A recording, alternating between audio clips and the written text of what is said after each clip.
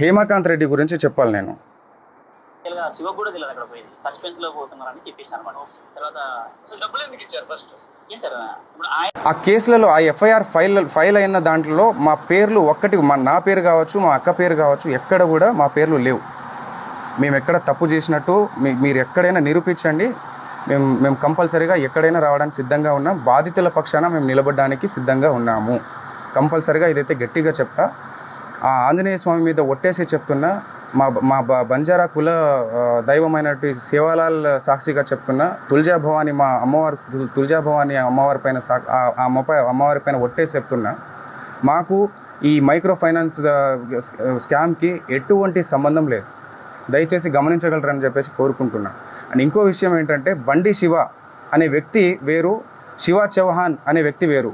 శివ చౌహాన్ నేను. ఈ బండి శివ అనే పేరుని తీసుకొచ్చి శివ చౌహాన్ అని చెప్పేసి మొత్తం ఈ ట్రోల్స్ ఎందుకు జరుగుతున్నాయో మాకు అర్థం కావట్లేదు.